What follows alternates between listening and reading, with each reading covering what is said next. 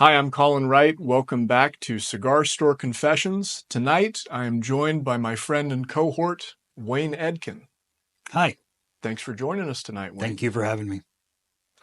So, Wayne, you've started working here at Churchill's now for what? I started in November of last year. November of last year. On a scale of 1 to 10, how tough is this job? Well, I would say it's a 2 because I have to show up. Mm, That's what makes it difficult. If I didn't have to come at all, it would be a 1, but it's a 2. So it'd be hard to do this sort of job from home, it would be kind of hard you to do know? from home. And my wife won't let me smoke in the house, so it makes it a great job. Do you remember during COVID, some department stores and even hospitals had those they were like iPads on wheels and the doctor would just call in, Mm-hmm. or you'd be in the flooring department of a Home Depot or something. Right, You'd have this robot walking you through the aisles. right. And if you needed something, they would come on the screen and talk to you. And then, yeah, Right. it's fantastic. Just picture that puffing a cigar. Yeah. That's working from home as a tobacconist. Although I will say, working here, sometimes you do get a little bit of homework in that, you can only smoke so many cigars on a shift, so then you have to bring a new blend home and Right. try it out. Absolutely. Yeah. And I don't mind that homework at all. It's a whole lot better than calculus. I never got that far. I had to redo algebra too. Oh, I used to like numbers, and I think they stopped liking me.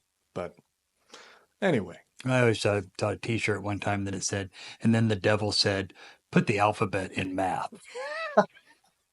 and make it Greek. Right, the Greek alphabet.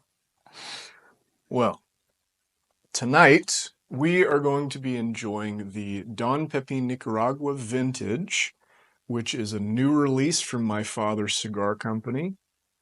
A little info on this stick. It features a Corojo. I think it's Corojo. Let me double check my notes here. Yeah, Corojo 99 wrapper grown in Nicaragua. And according to Holt Cigar Company, it features a robust blend of well-aged Nicaraguan long filler tobaccos from select Garcia family estates. Hmm.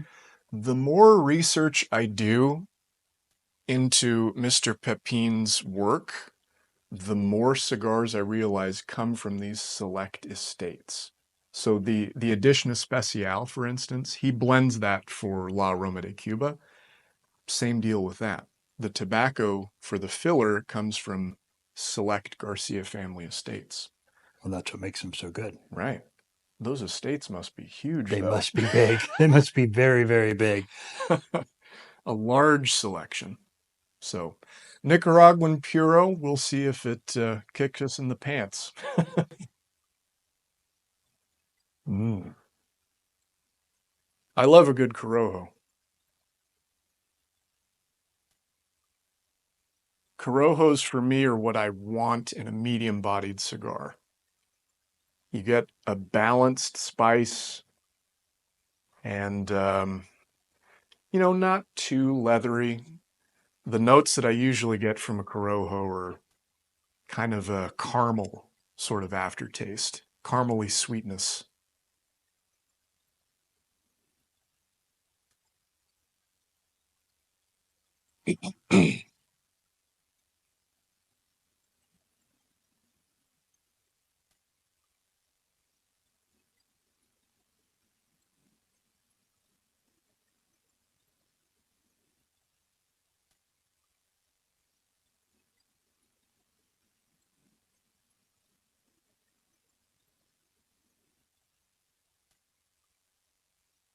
Pretty smooth start so far. Hmm.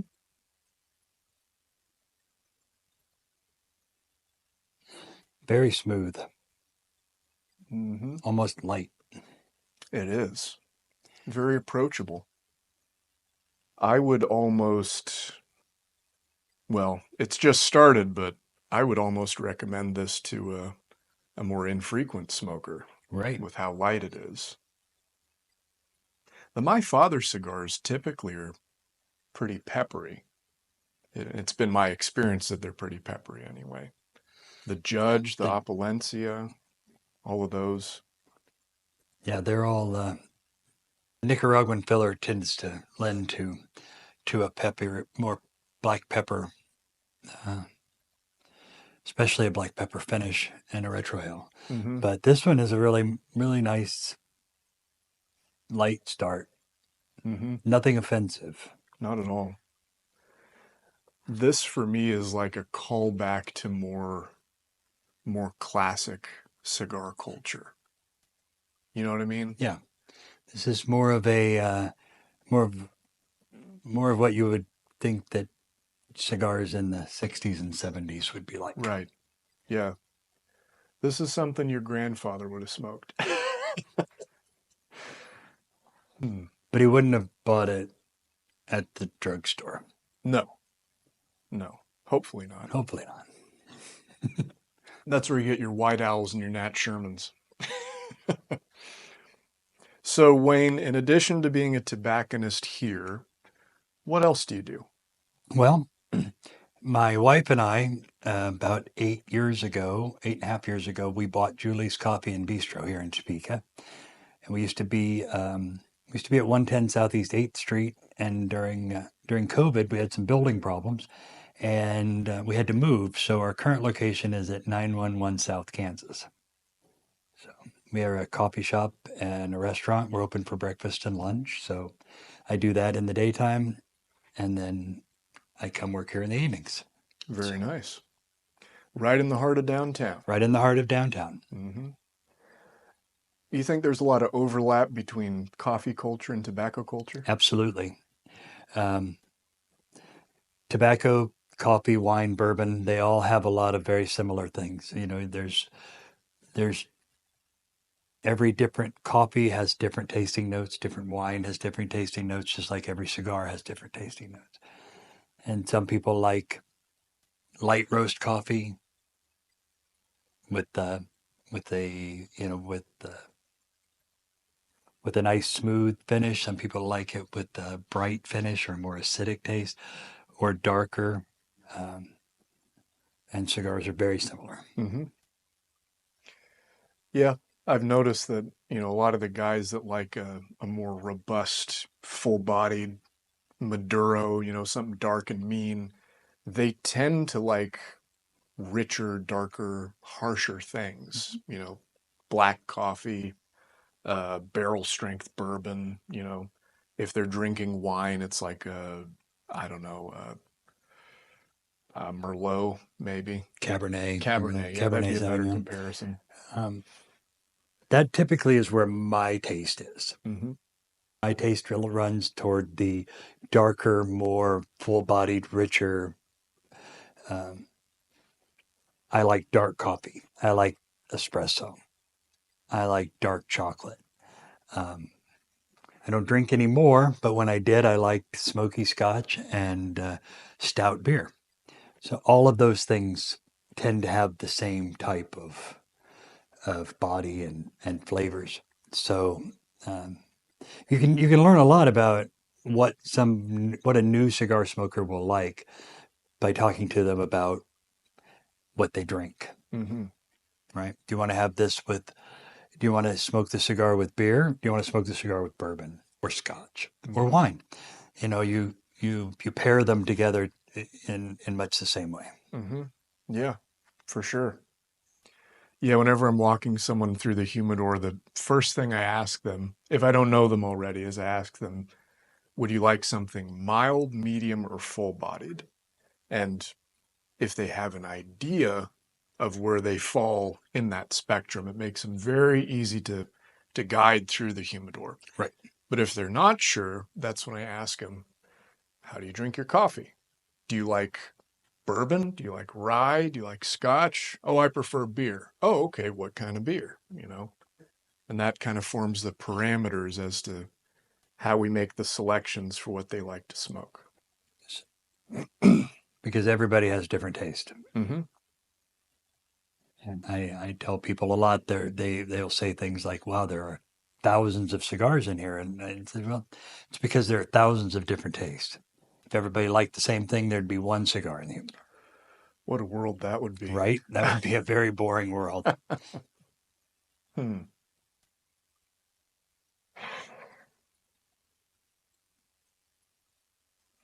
I'm getting a little nuttiness now as I move further in.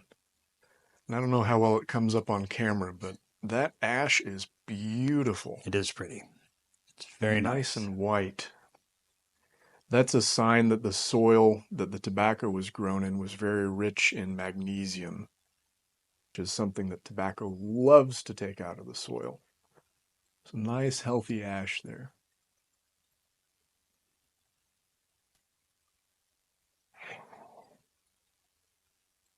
So you don't drink anymore, but when you smoke cigars, what are some of your favorite pairings?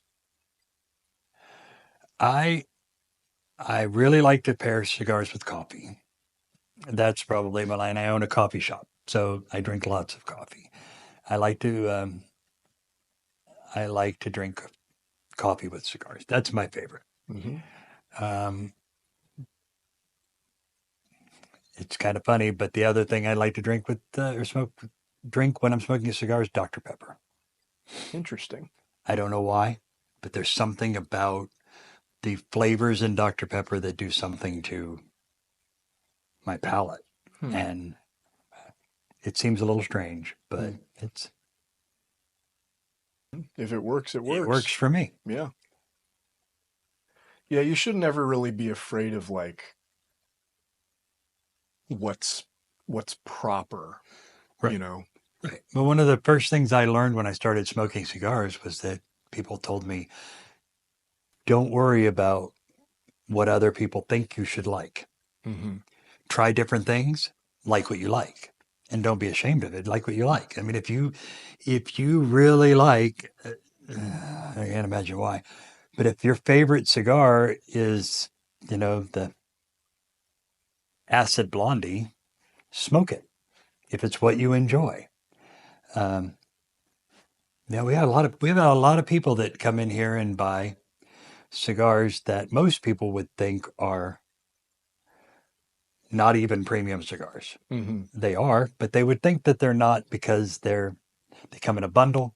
They cost $4 a piece, you know, and people would look down at that. But if that's what you like to smoke, Hmm. then you should do it. Right. Yeah, and on that note, price is not always a guarantee No, of flavor or even no, satisfaction in or what even you're smoking quality. or even quality. Yeah. You've smoked a few high-end cigars in your time, I'm I sure. have. Have they always, how should I put it? Have you ever felt guilty after smoking that, or maybe unsatisfied is a better word? I would say that I've never smoked an expensive cigar that I thought was horrible. Mm-hmm. My thing is, when I smoke a $40 cigar, I think that I would much rather smoke a $15 cigar that I like. Mm-hmm. Oh well, I mean, I'd rather smoke a Oliva Serie V Melanio Maduro. That's one of my very favorite cigars. It's a $15 cigar, and I would put that above most of the $40, $50 cigars that I've smoked Mm-hmm. in my life. Hmm. Uh, that's my preference. And sometimes I think that yeah, they're good, but are they $40 good or $50 Right. good or $100 good?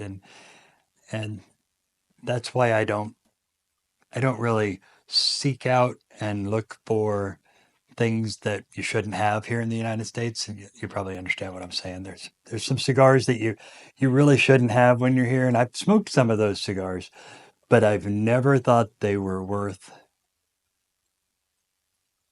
never worth the price, and they never met the hype, Mm-hmm. in my opinion.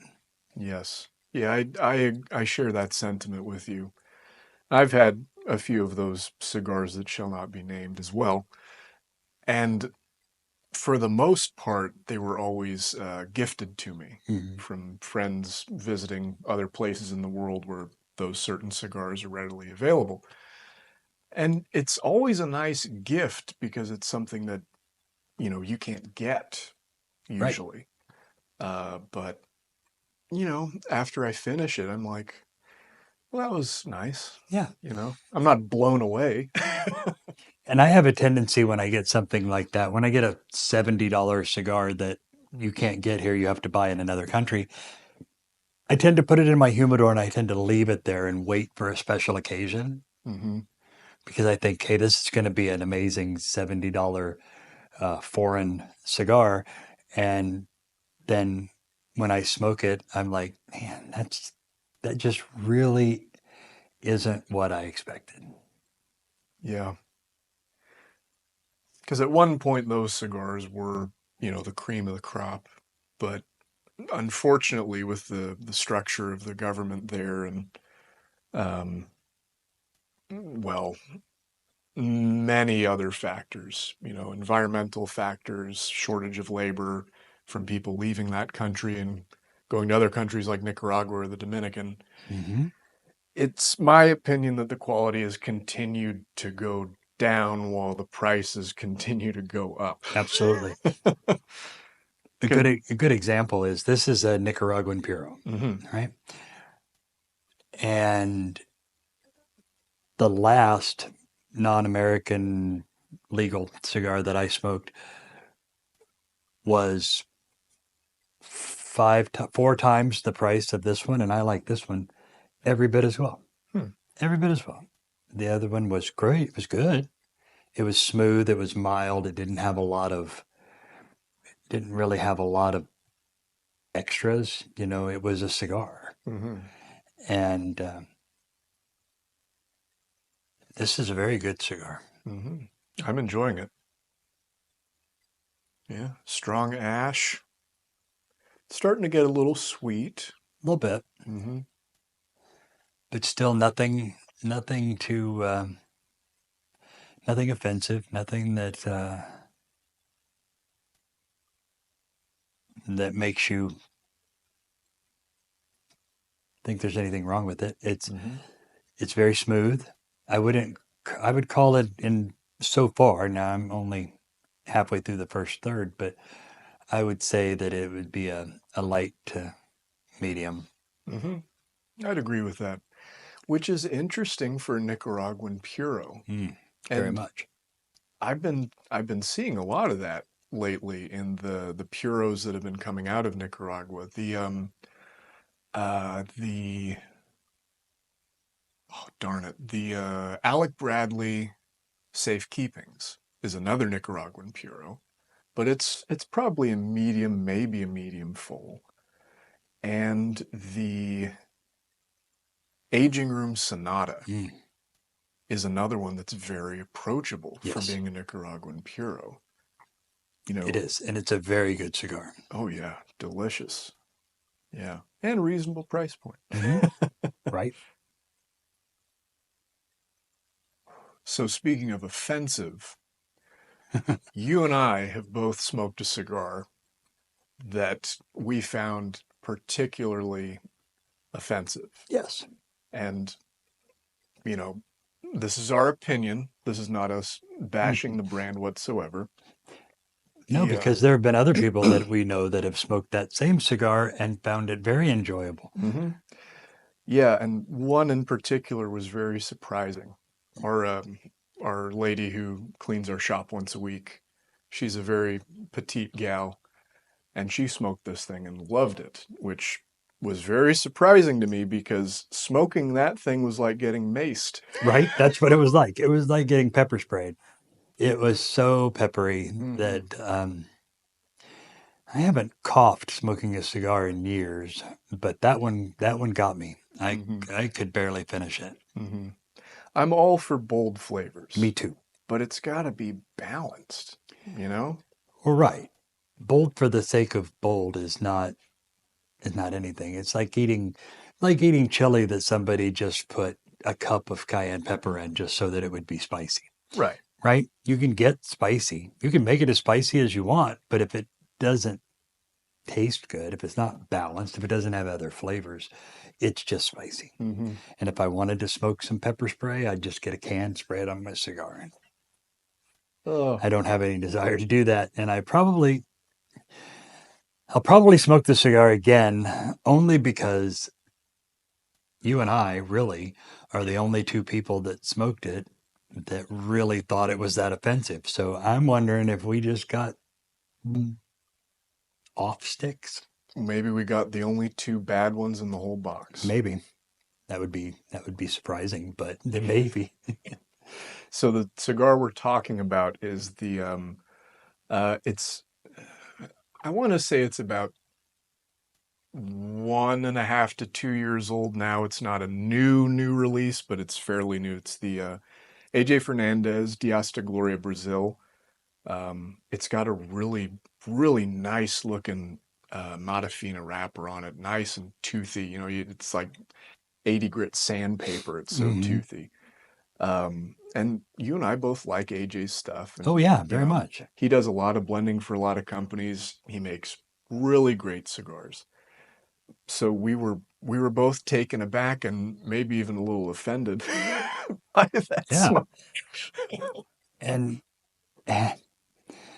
we've read some reviews in a couple of the prominent uh, cigar magazines that review this cigar as balanced pepper, Yeah. sweet,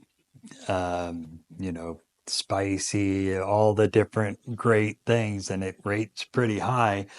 And I read that, and I don't know. It's like they smoked a different cigar than I did. And that could be the case, you know. Could be. Maybe the ones we got had a little too much of something and too little of something else in the blending. I mean, they burned fine, Hmm. and we did finish the whole cigar. Both of us did. We powered through it because we kept expecting it to change, but I'll tell you, like, of all the peppery cigars that I've smoked in my time, this was the only one that genuinely had a similar experience to eating really spicy food. Like my tongue was actually burning and Hmm. tingling, like little hot needles getting poked into it. And that was a first for me. Yeah, me too. I So, don't think I've ever had one like that. But mhm. again, we're not trying to throw shade on the Not at all. brand or Not the at all. cigar. It was just our experience, and and there have been 4 or 5 other people that we know here that have smoked it, Hmm. and they've all enjoyed it. Sounds like it was just our fault. It must have been our fault. User error. We smoked it wrong. We smoked it wrong. Well, that's the interesting thing about cigars, and we've talked about this before. It's a handmade product, so inevitably there will be some inconsistency. Even with Nick Perdomo's stuff, he's probably the most meticulous manufacturer that I've learned about.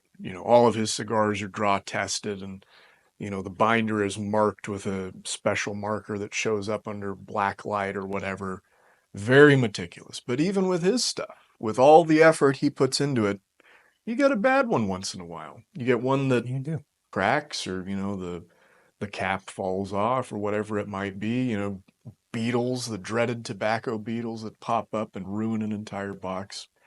It's hard to avoid because it's a handmade product, which is how we like it, Right. you know? That's why we like it. Yeah.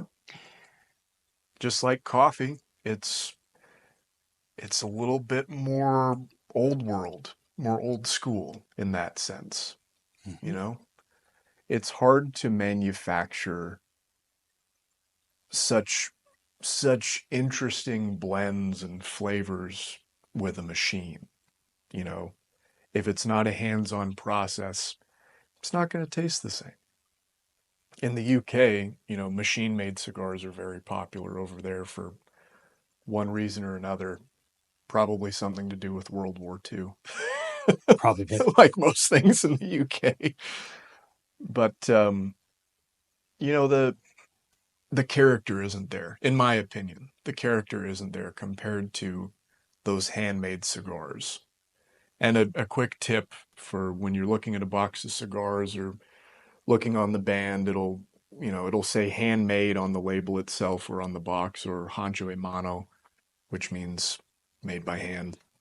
So, Well, I'm finding a lot of good things about this cigar beyond the taste. The burn is amazing. mm-hmm. The draw for me is a 10 out of 10. I mean, it's not too tight, it's not too loose. It's got a very very even, easy draw. It's a good smoke producer. Um, and I'm finishing up the first third, and the flavors are pretty solid. Mm-hmm. I'm looking for a little bit of a change now Mm-hmm. coming into the second third. I'm thinking that it feels like it could change up a little bit in that second. Mm-hmm. Well, knowing Mr. Pepin, I'm sure that'll happen. All of his cigars are made in that true Cuban style. Um, Part of that process involves what I've heard referred to before as a lattice binder, Hmm. which you have a double binder basically where one leaf is going one direction and then the other leaf goes another direction, which contributes to that very even burn all throughout. Right. And all of his stuff is manufactured that way. Another really good thing about that type of binding is if you get a crack in the wrapper, you won't lose your draw. Mm-hmm. It won't leak nearly like a single binder cigar. Mm-hmm. Um, Sometimes you'll get a little crack or a little hole, or you'll peel the band off and it'll pull a little bit of the wrapper leaf off. And with a uh, with a lattice binder, you won't get an air leak nearly as easily. Hmm. So sometimes you'll find that if you're smoking a cigar and it starts to canoe, it'll be because there'll be a spot on the wrapper somewhere where it's got a leak. So Mm-hmm. the air's pulling in there and causing your airflow on one side of the cigar to be different than the other. And those lattice binders uh, make that almost non-existent. So Mm-hmm. that's why you get such good burn.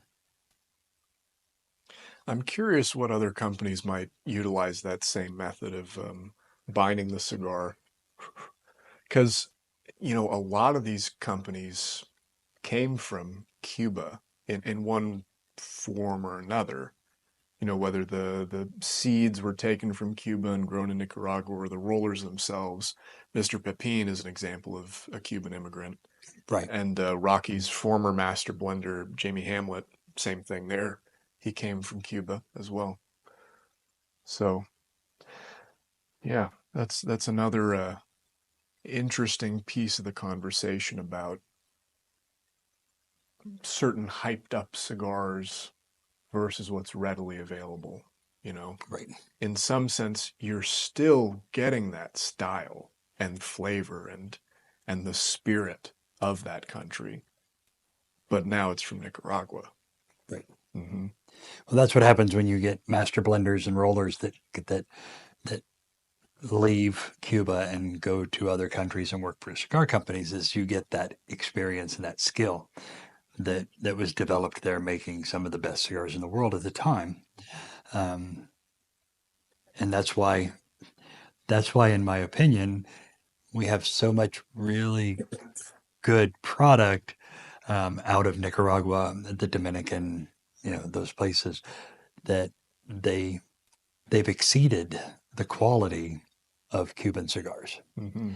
and I think that's really good for us. Mm-hmm. It's really good for us cigar smokers. It is.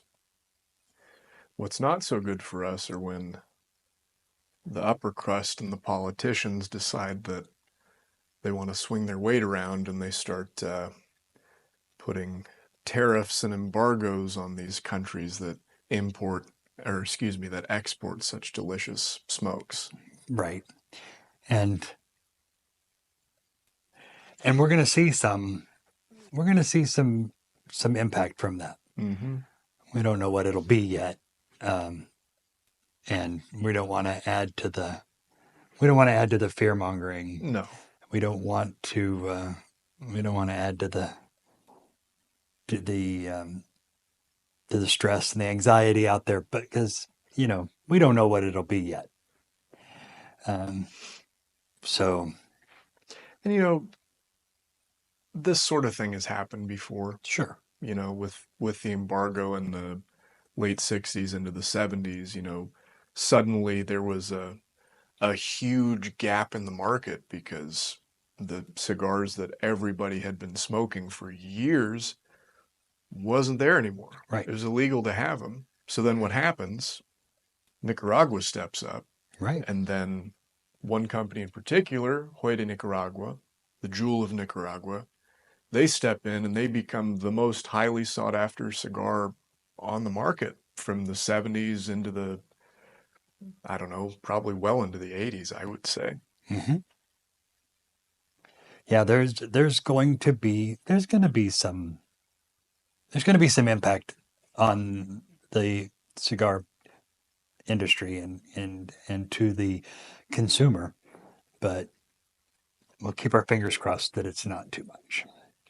It'll probably be a slight price increase, maybe, I don't know, 25, 50 cents a stick, if I had to make a guess. Right. Because when you're talking about the price of a cigar,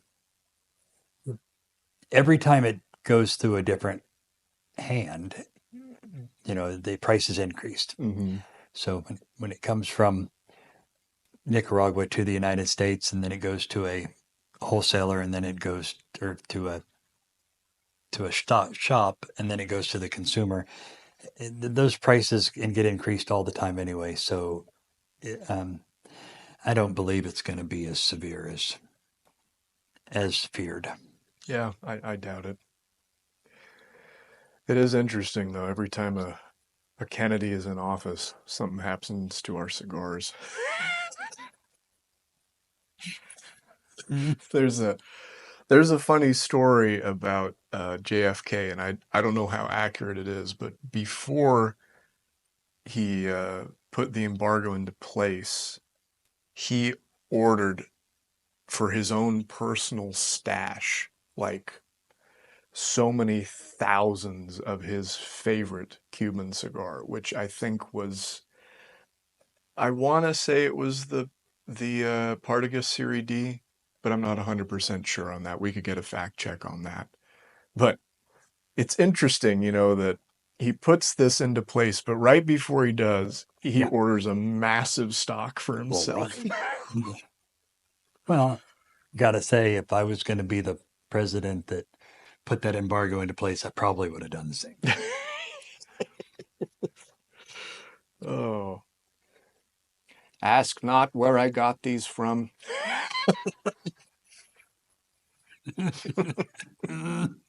That was a pretty good impression. Oh, it's one of my pastimes, hobbies, whatever you want to call it. I could have been a voice actor. Well, you do have a face for radio. Or podcast. Podcasts from now on will not have video.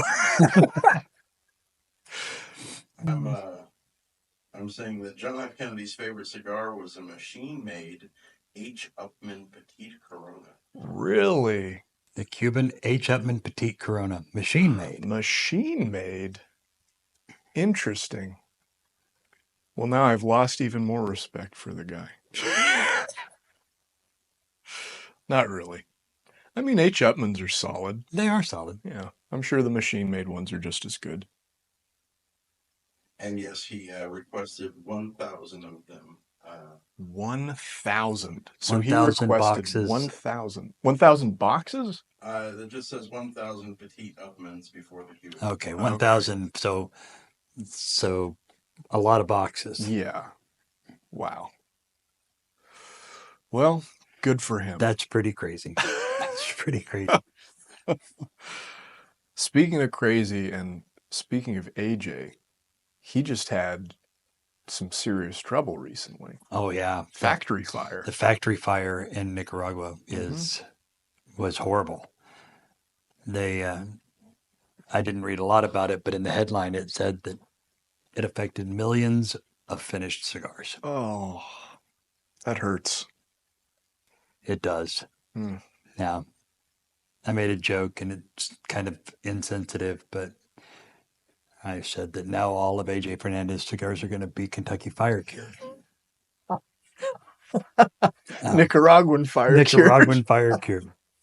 No, but it's terrible, and we really feel bad for them. And anytime that there's a disaster like that, it's horrible.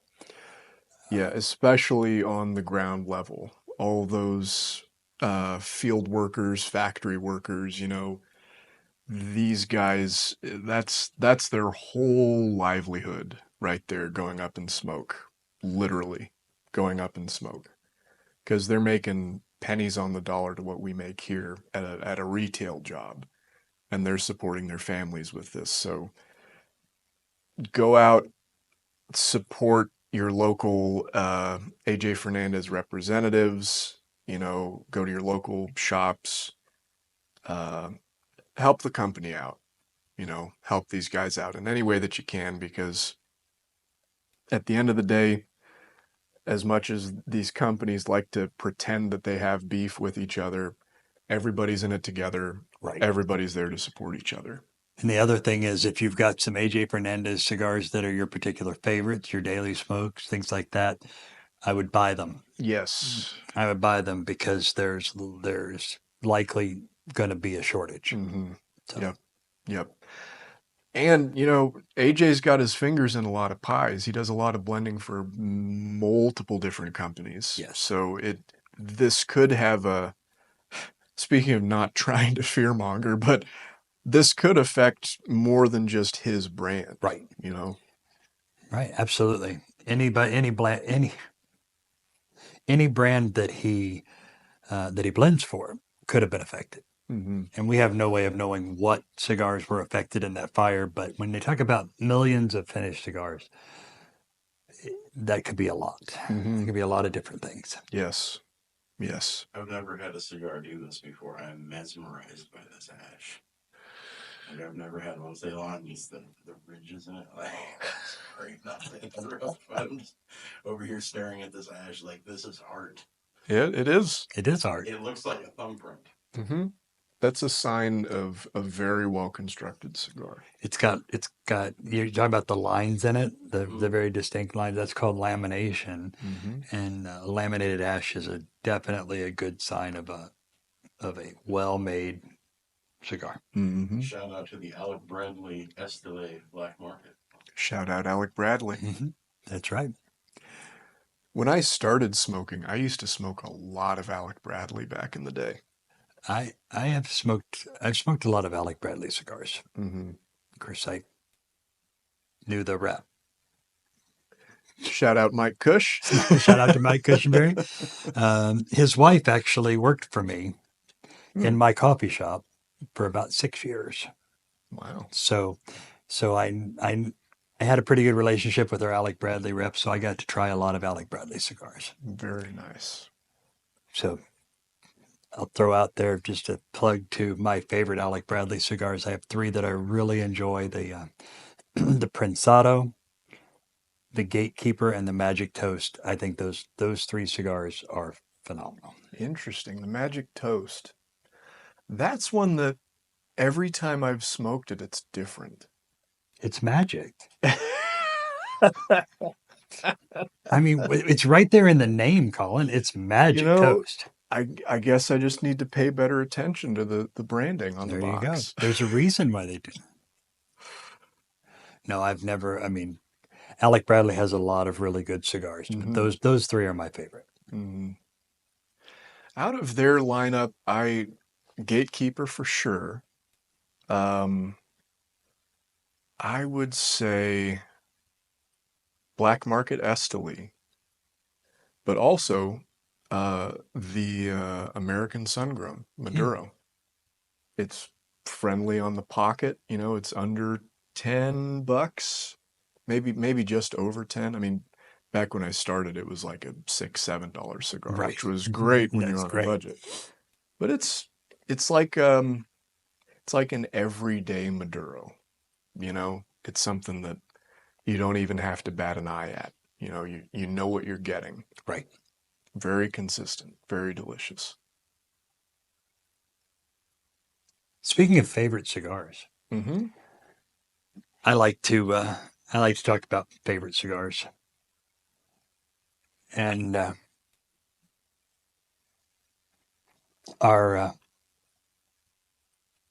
producer, editor, shout out Chuck. videography, shout out to Chuck, said, think about your 5 favorite cigars. Okay. and it's difficult. It's a Mhm. difficult thing to do. I was chatting with you earlier. Um, Sometimes it feels like you're almost embarrassed to talk about your favorite cigars if they're $10, because Mhm. people are out there going, well, obviously you've not smoked enough cigars if one of your favorite cigars is a $10 cigar. But again, it goes back to that thing we talked about earlier is you like what you like and don't be embarrassed about liking what you like. Mhm. So what if you had to pick a favorite cigar, your number one top favorite cigar that you could smoke anytime, if somebody said, go get your favorite cigar, what would it be? I would pick the the Island Jim Habano by Mm, Oscar. And I like that cigar the most, not because it's the best tasting cigar I've ever had, not even because it's affordable, but because when I started smoking, mm-hmm, that was one of the first cigars that I smoked, and it kind of opened me up to the broader world of cigar smoking and culture and the relationships between company owners and some of the wacky characters that they bring in. mm-hmm, It was blended by Jim Robinson, and it has a little picture of him on the label. He's this old hippie looking dude. He's got the straw cowboy hat and the big beard and the sunglasses, and it's a funky shape too. It's a torpedo, but then the foot, it has It's got a shaggy foot. a shaggy foot, but not a very big one. It's maybe No. like a quarter of an inch, so it's not really messy when you light it up. And it was one of those first cigars also that I learned a little finessing in the cut. That's where I learned that with a torpedo, it's better to cut it at a 45-degree angle because you get a better draw. So there's a lot of nostalgia. There's a lot of memory with that cigar. And that's why, for me, that's still my favorite cigar. Even though I've smoked cigars that were more complex, that even hit my palate a little bit better than that one Mm-hmm. does now, it's one that I consistently go back to because it's what started it all for me, There really. you go. Hmm. And that's a great reason to have a favorite Hmm. cigar. That's a great reason. What about you? What would be your number one? My number one would be the Oliva V Melanio Maduro. Oh yeah, good cigar. That it's it's affordable. It's not going to break the bank, but I've never had a bad one. Hmm. It's fantastic. It's complex. It's got a lot of body. It's got the right amount of pepper. It's it just is a really good smoke. Hmm. That's probably my top. Mm. Do you have a lot of memories with the Milano? Um, yeah, I mean it's one of the first cigars that I ever smoked that I started smoking it and I just melted back in my chair Hmm. and I just relaxed and just smoked it all the way down until I couldn't hold it anymore. Mm. It got so small in my fingers that I actually had to take a draw enhancing tool and stick it in there and smoke it like a roach clip.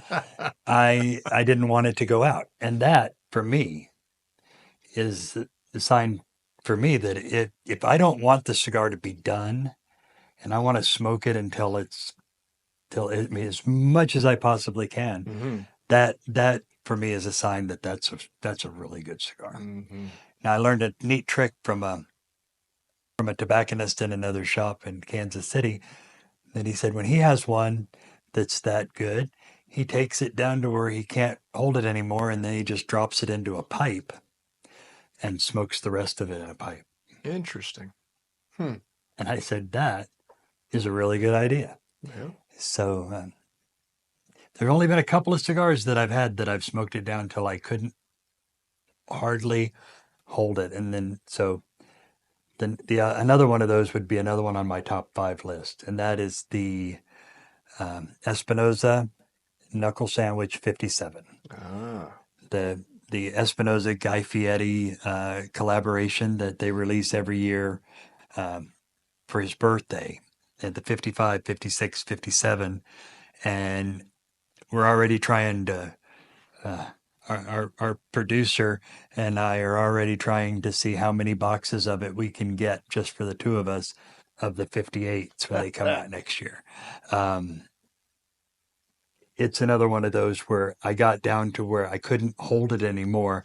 It was burning my lips, and literally it got down to where it was about a quarter of an inch left, and that's all that was left. Oh, I took a wow. picture of it because it's the most I've ever smoked of a cigar. Mm-hmm. Phenomenal smoke, and I hate to put those kind of things out there because you can't get them. They're all sold.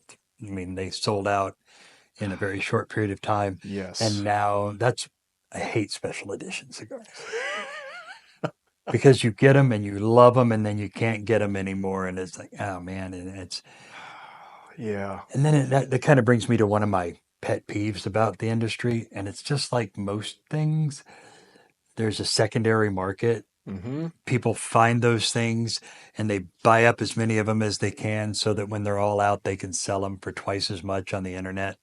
That really bothers me. We're a free market and there's nothing illegal about it, but it really hurts when you find that people that those things there could have been thousands more people that could have enjoyed that cigar, Mm-hmm. but now they can't because there's the people out there that are just trying to make more money, and that kind of bothers me a little bit. Yeah, and sometimes, with that secondary and tertiary market, the cigars aren't always that great.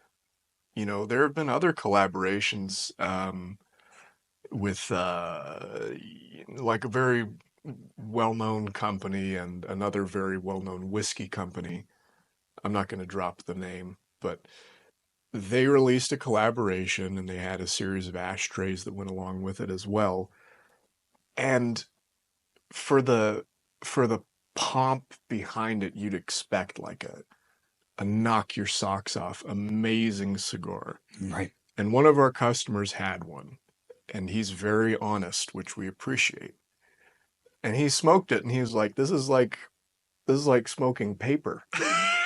There was nothing going on with that cigar. I tried it, and one of the notes that we both got smoking that cigar was copier paper. Oh, Like just plain white copy paper. That's what it tastes like, burning copy paper. And this brand has a name that is, I mean, it's very, very well known. And yeah, you would expect that if you're gonna have a collaboration like that with with another company that is very well known, that you would want the product to be exceptional mm-hmm. instead of average. And that these guys that taste these blends and they're doing all this stuff, these guys have palates that are way better than ours. Of course. Because that's what they do. Of course. It's like a sommelier, those people can taste things in wine that nobody else can. So these blenders and these master blenders that are making these cigars, that they didn't miss that. It was there when they were trying this cigar blend, and you just wonder where the rationale is behind releasing a cigar that's gonna be like that. I don't get it. Yeah. Yeah, they don't always live up to the hype. But I guess in some sense, it isn't always about the taste. Sometimes it's about the chase. Right. Absolutely. Like, oh, I got this rare box. The shop only was allocated 2 and I got one of them. Oh boy, I'm going to sit on these and let them age or whatever. I'm going to share them with my friends, whatever it might be. But sometimes that can be just as thrilling as a very tasty cigar. Right. That's easier to get.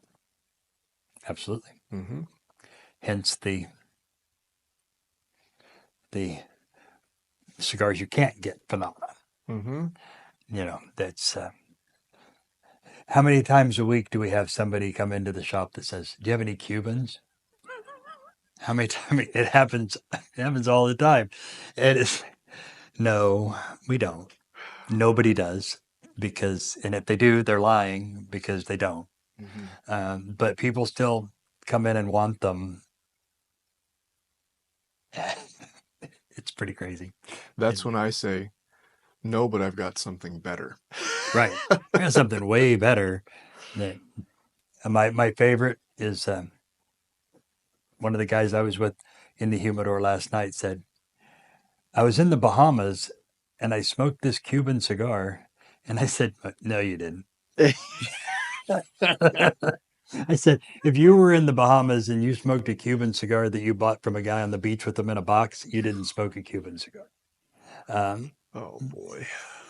And we get a lot of that, though. Yeah. You get a lot of people that think that but it's the chase. Mm-hmm. You know, it's the ooh, I can't have that. Mm-hmm. It's not. It's illegal or it's unattainable. So when you get one, you think that you've done something, you've Right. accomplished something. Right. And I think sometimes we talked about this a little bit earlier too. I think sometimes people get cigars that cost $100 and they smoke them and they say that they're wonderful just because they don't want people to think they're idiots for buying $100 cigar Mm-hmm. that wasn't that great. Mm-hmm. Yeah. Yeah. Yeah, I mean, there's only so much you can do with tobacco. Mm-hmm. There's a lot of things you can do, but there is a limit to what you can do. And so you get those cigars that are $100, $200, $300. There's a point of diminished returns. You've got a point there where you're not gonna get what you're paying for. Right. Yeah. In my opinion, that's the disclaimer. These are all just my opinions. Right. We need a big banner in front of the video whenever we're making bold claims like this. Just our opinion. Right.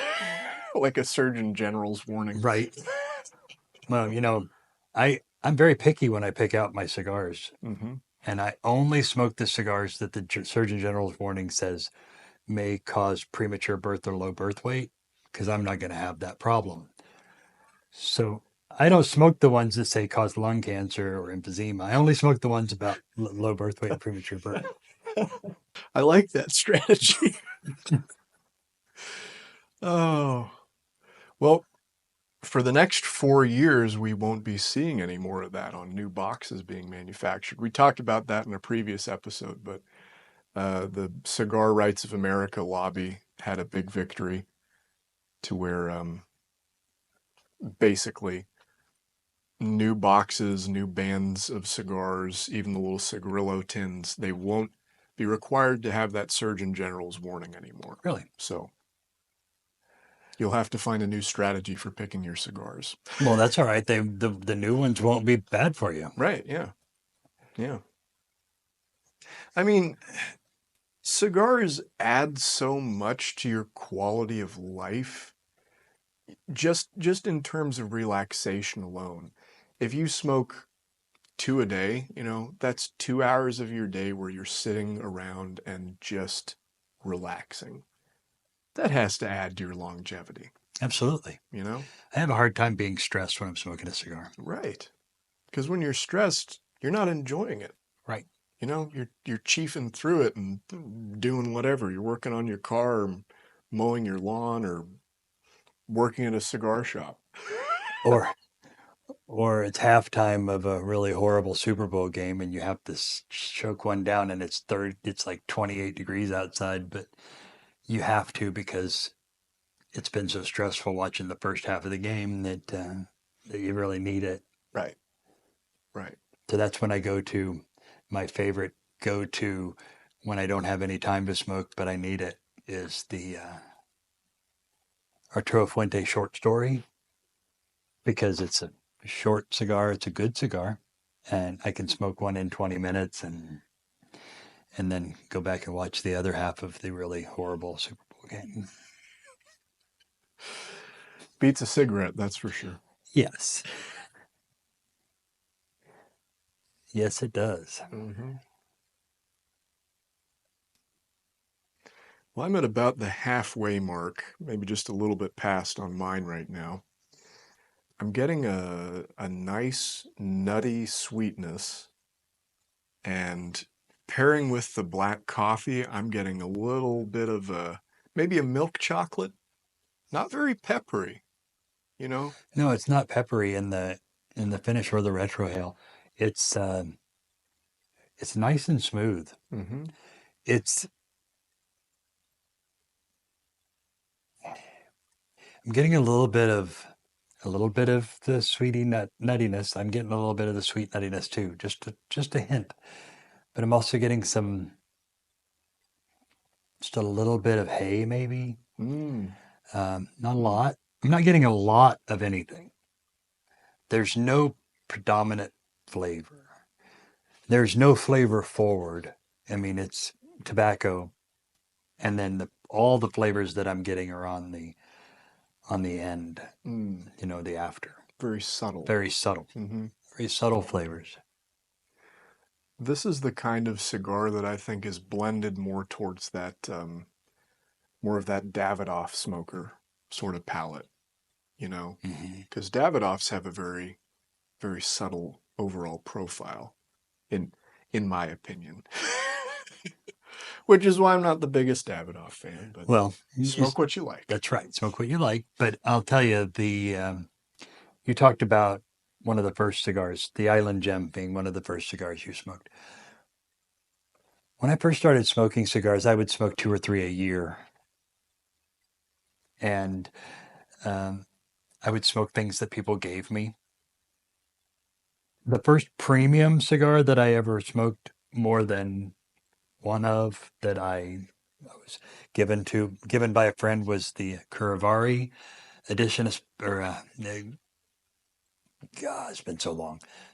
Curavari something, I don't remember. They were short robustos, and they were Connecticut, very mild, and they were good. I liked them, but I was brand new and I didn't know better. I mean, there's nothing wrong with them. They're a great cigar, but I hadn't developed a palate yet. I didn't know what I liked. And I didn't realize the differences in all. Right. Mm. So I already knew that I liked dark, smoky flavors and chocolate and all of those things, coffee. Um, but I didn't go to a tobacconist and talk to them. I just got them from a friend. Um, and I really didn't smoke a lot of different cigars. And somebody gave me one for my birthday, and it was a Davidoff Nicaragua Tubo. Mm. And I smoked that cigar, and it was kind of like the first time I switched from Folgers to real coffee. Shout out to Folgers. No, let's not shout out to Folgers. After somebody gave me a bag of premium good coffee for Christmas one year. This was a long time ago.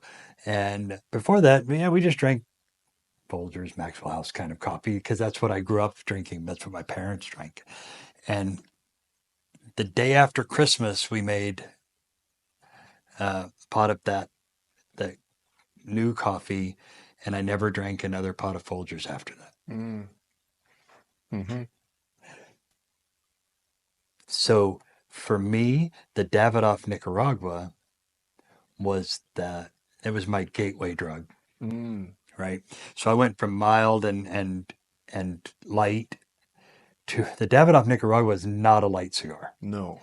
It is a kick your butt cigar if you're Mm-hmm. not careful. Mm-hmm. You know, you smoke that on an empty stomach, you're probably not going to feel real well. But when I smoked that cigar, I'm like, wow, that's amazing. Now, at $20 a stick at the time, that wasn't one I could buy all the time. But I've got kids, and I don't, and presents are always difficult for dads, you know? And I would say, Davidoff Nicaragua, they're $20 a piece. You can buy one, you can buy them in a 5-pack or a 4-pack. You know, so you can decide how much you want to spend, and that's what you can get for me. So I ended up with a few in my humidor. For a long time, that was my go-to. But I still only was smoking, one a month maybe. But after that, I I started researching cigars and I started looking into um, the differences in how they're made and how they're constructed. And so I started going in and getting one of these, one of those, one of those, and then I take them home. And at the time, I was pretty anal about the whole thing, and I had a spreadsheet, and I would put in there where they were from and what their binder, filler, wrapper were, and then I would rate them from 1 to 5, and I Right. would say that my 5 was a 5 rating for me was a cigar that I'd buy a box of, Mm. and then we got all the way down to 1, which was one that I would never smoke again and probably didn't finish. So, I would rate them all, and I did all those things, and man, that opened up an entire new world of just, it's amazing that there are so many different things you can do. Mm-hmm. And now I've smoked hundreds of different cigars, and Only hundreds, only hundreds, thousands. maybe thousands It's got to be thousands. yeah. But a lot of times, I'm one of those people that I'll go into a restaurant that I've been to before, and I'll sit there for 30 minutes looking at the menu, and then I'll get the same thing I always get. I do that a lot. And so there's a lot of days now. This is before I started working here. After I started working here, then I had to smoke different things because I needed to know how to talk to people about them. But I would go in and I would grab the Oliva V Mm-hmm. because I knew I liked it. I knew I wasn't going to be disappointed. And I'm a pretty frugal guy. I don't like to throw money around. So I don't want to spend a lot of money on things that I don't know if I'm going to like them or not. So, but now I've probably smoked thousands of cigars. It's a tough job, man. It's a tough job. Somebody's got to do it. That's right. And that's an interesting piece of perspective from the retailer standpoint. You have what you like to smoke, but you can't make your purchases from these companies based solely on that because everybody likes something different. That's right. Some people like that Folgers coffee. They do. That's why they keep stocking it on the shelves at Walmart and Dillon's. Mhm. And that's why we have to keep stocking those cigars in our humidor Mm-hmm. because people like them. And there's nothing wrong with them. Yeah. It's what you like. And it is hard. It's hard because and I couldn't do it. I don't know how they do it. It would be very difficult for me to order cigars to fill a humidor because I have that in my head. We would only have dark cigars. We wouldn't have a light cigar in there, and and you can't do that. Right. Yeah. Uh, Wayne's Maduros. Wayne's Maduros. That's what it would say on the sign. The sign out front. Wayne's Maduro cigars. But in expanding my horizons, I have I've tried a lot of new things, and a lot of things that I wouldn't have tried before. Um, the Perdomo 10th anniversary champagne. Mhm. It's a Connecticut cigar. It's not a Maduro, but it's fantastic. I really like it. The the Umami Pink Series Connecticut. Shout out to Umami. Shout out to Mommy. The Pink Series Connecticut is a budget stick, but it's phenomenal. Yeah. And I would smoke that on a regular basis. But you don't know unless you try it. Mm-hmm. What cigar comes to mind in terms of I never want to smoke that again? You want me to name it? Disclaimer, This, this is our opinion. in my opinion, the Asylum Insidious, Ah, the Maduro or the Connecticut? Connecticut. Okay, interesting. And why is that? Well, you remember I was telling you about that rating series, 1 through 5? I smoked and somebody gave me one for a gift. It was in my humidor. Took it out and smoked it. I smoked about a third of it and threw the rest away. Wow. I could not finish it. Mm. I probably should go back and smoke another one. Yeah. Revisit it. Yeah, revisit. Because you can't, I mean, who knows? It could have been that it wasn't kept well in my humidor. It may have gotten dry. It may have gotten, whatever. It may not be as bad.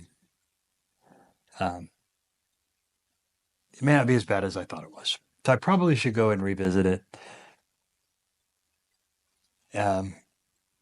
There's a lot of Asylum cigars that I do like.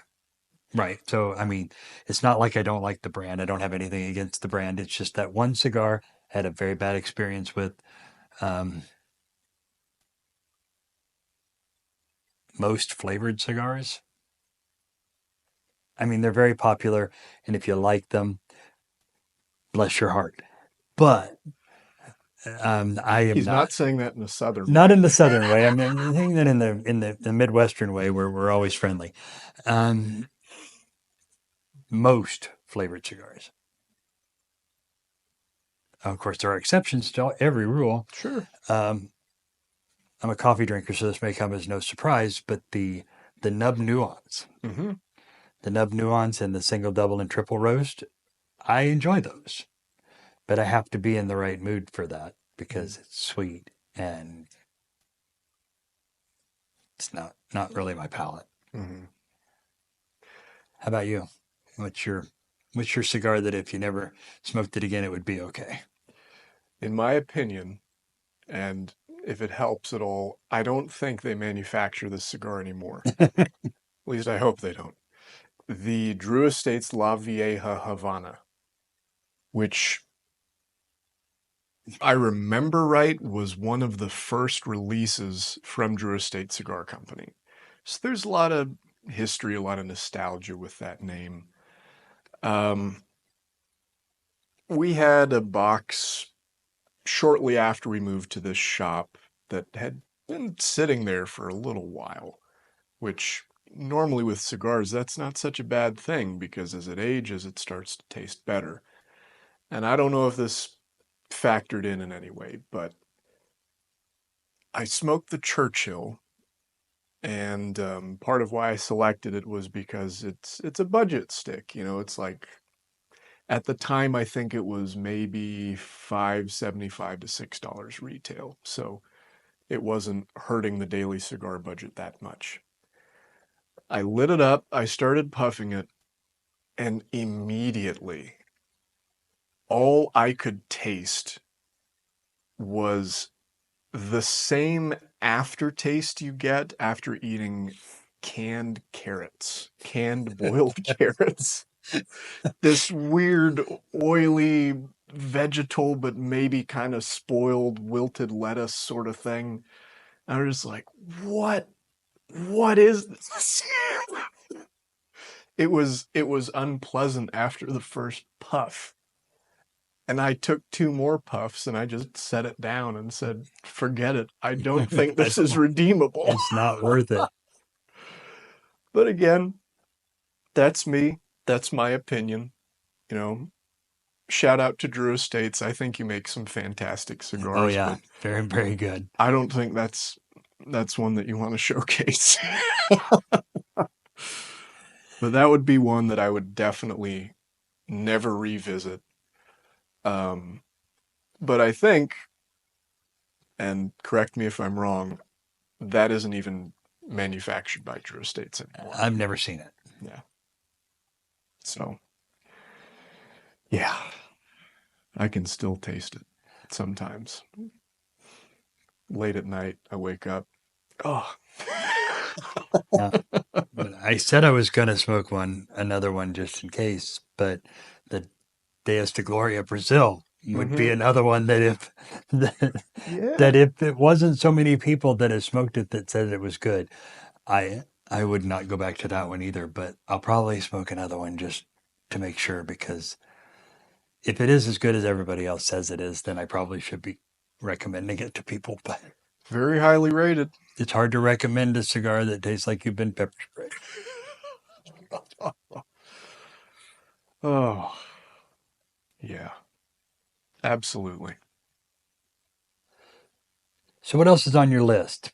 What other cigars are on your list of favorites? So I've had the Oliva V Melanio Maduro, um, and the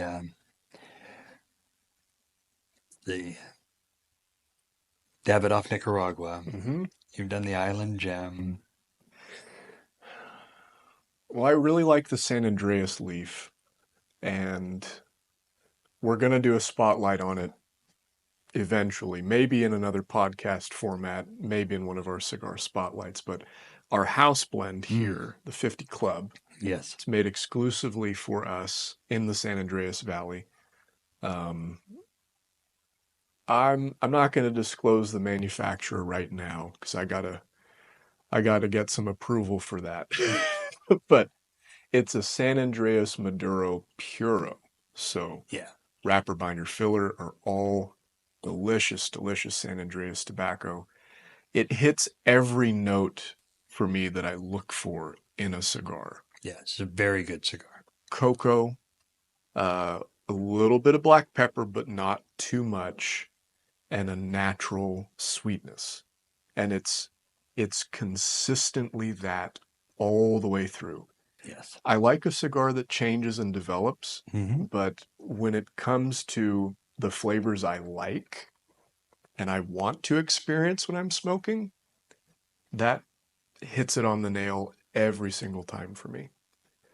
And so much so that I even like smoking it in 6 on 60 Gordo, which normally I don't like a bigger cigar like that. I prefer, a 55 at the most in terms of ring gauge.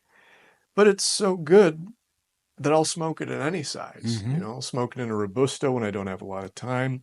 I'll smoke it in a Churchill when I want to sit down and really sit and savor it. Or in the Gordo when I really want to block out 2 hours of enjoyment. Another one that I have to put up there is the Padron 1926 Maduro in the Toro, which they have another name for it, but I can't remember what that is right at this time. But for me, in my opinion, Padron is like the gold standard when it comes to cigar blending and cigar manufacturing. Whenever we get a Padron shipment here at the shop, it's like Christmas every single time. I open up the box, I check in the invoice, and I'm trying to speed through it as quickly as I can because what I want to do is take that plastic wrap off the box, open it up, and just bury my face in it and enjoy that delicious aroma that comes off the cigar and off of those cedar boxes that they put them in. Every time, every single time, it's like Christmas. It's a delicious, delicious cigar.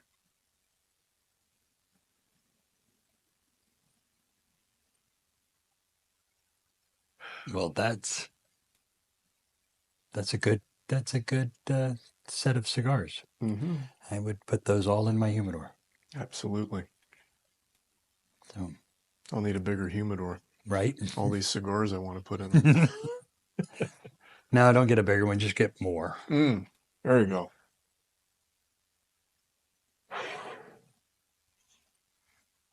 Well, I think we've covered all the bases. Only two more for the top five. Wayne. Oh, Two more for the top five. Well, I would say My father, the judge. Number one cigar of the year. And I liked them before they were number one cigar of the year. Thank you. Of course, anytime you get a number one cigar of the year, the price goes up. So I'm glad I liked them before they were the number one cigar of the year. But for me, that cigar is just, it has so much complexity and so much body that it just, it hits all those notes. It hits all those things that I like in a cigar. Yeah, I really enjoy that. So I've had four. All right. So the Oliva,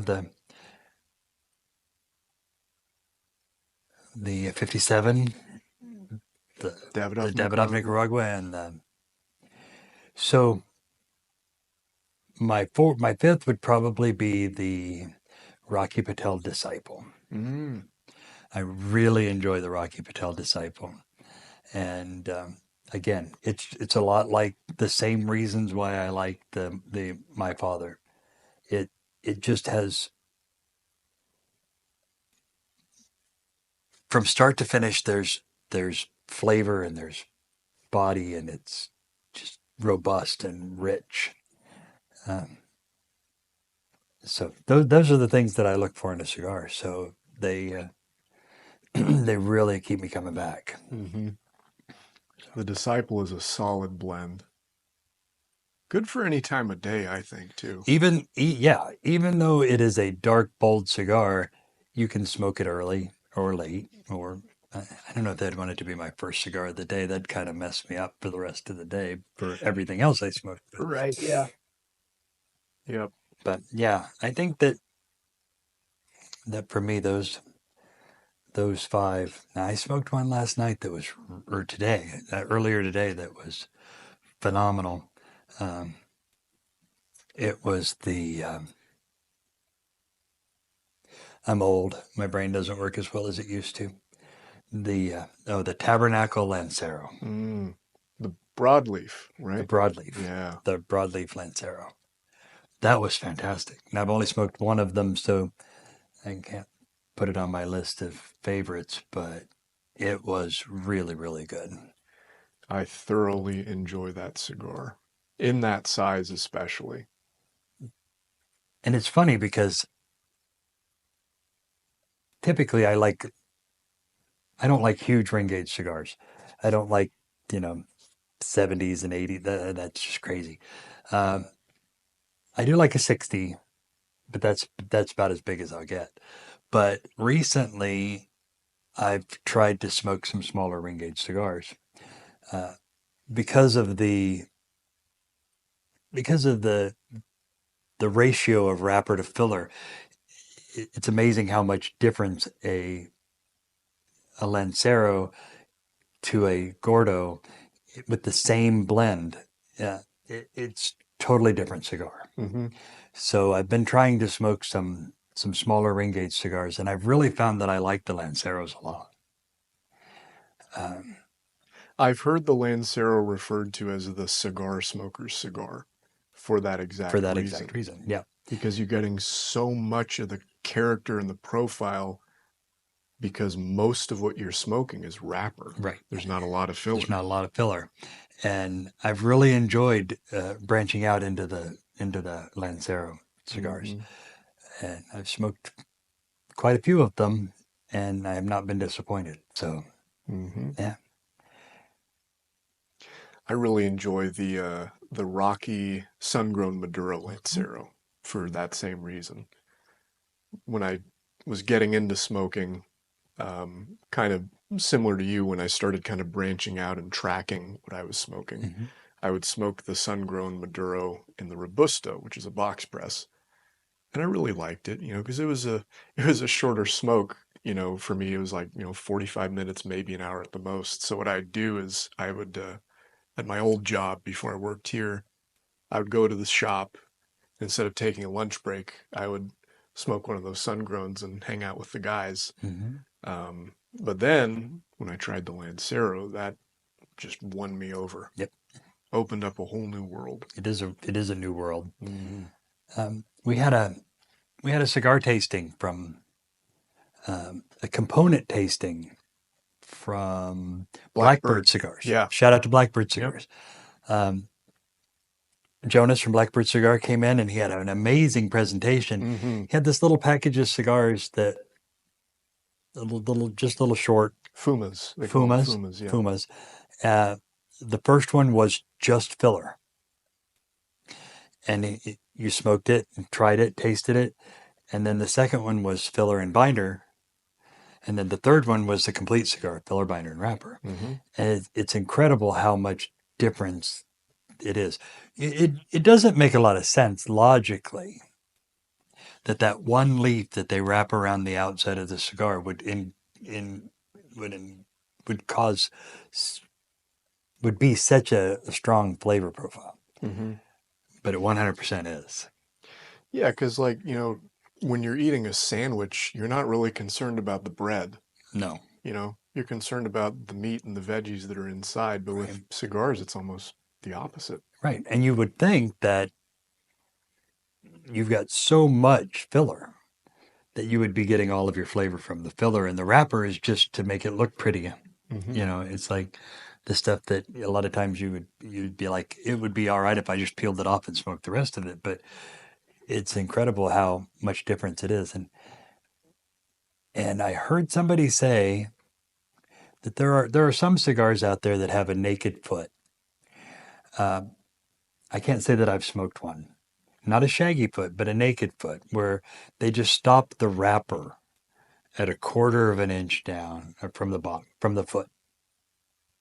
So when you smoke that first quarter of an inch, you're getting the flavors from the wrapper, or from the filler and the binder, and then when it hits and ignites that wrapper leaf, you can taste that change immediately. Interesting. And I've heard some people say one of the things you can do if you want to try that is to take a guillotine cutter and just touch it on the wrapper at the foot about a quarter of an inch up and then spin it and then just peel that wrapper leaf off and then start smoking the cigar, and you'll find that flavor changes.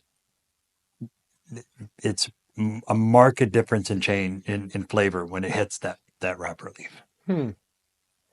And I've thought about trying that. I haven't yet, but I've thought about it. I'd be scared to do that. I know, right?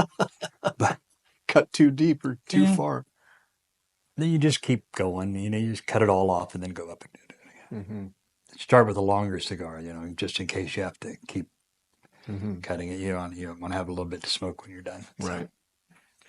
I think one way to maybe think about the filler is more like when you're seasoning a dish, salt and pepper. You don't necessarily taste the salt or the pepper, but you taste how the salt and the pepper complete the dish. Mhm. Maybe that's a good analogy. Mm-hmm. Because it doesn't necessarily have the flavor, but it completes the blend. Mm-hmm. Yeah.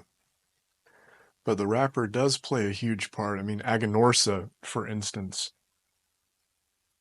as far as I know, because they're pretty open with their blending components, but most of their binder and filler components are very similar across the board.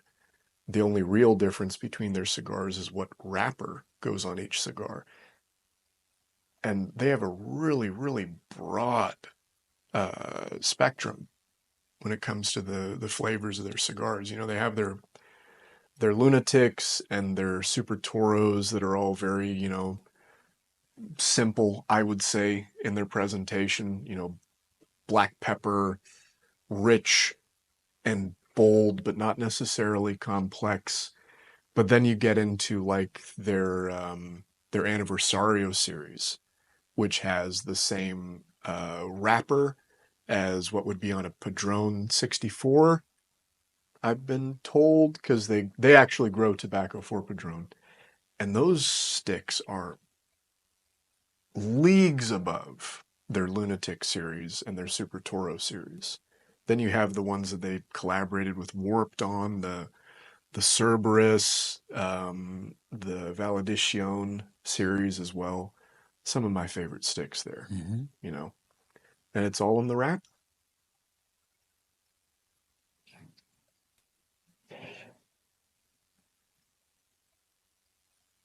This has been a very good cigar.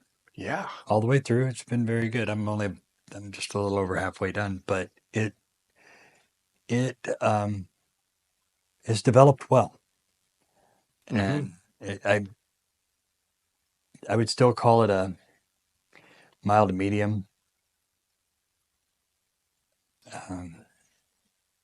It's not giving me tremendous amounts of flavor, but the subtle flavors that are in there definitely make it enjoyable. I'm a little bit further on. I'm getting close to the end here, and I would say the spice has definitely picked up. More of a white pepper. I'm feeling a little bit of that. Mm-hmm. Feeling a little bit of white pepper. I'm getting some baking spices maybe in the finish.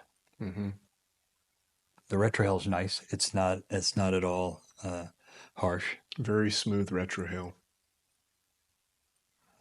Thank you for joining us this evening and hearing our opinions. Wayne, thank you for taking some time out of your evening to enjoy a cigar with me. Happy to do it. We all have lots of opinions. Oh, so, absolutely. But it wouldn't be much of a podcast if we didn't share some opinions. Let's just keep agreeing with everybody. Yeah, we'll just agree with it. As a reminder, we've got our big festival coming up May 17th. We're going to have 8 fantastic cigar companies represented. Runs from noon to 5 for general admission. VIPs come in at 11 a.m. And VIPs also get the pre-party the night before. Don't forget about that. Also upcoming, part of why Tyler isn't here with us this evening, the PCA is coming up, which is the Cigar World Super Bowl. So that's going to be a lot of fun. We're going to have lots to talk about after that's wrapped up. Tune in next time. Yeah. Have a good night. Thanks, everybody.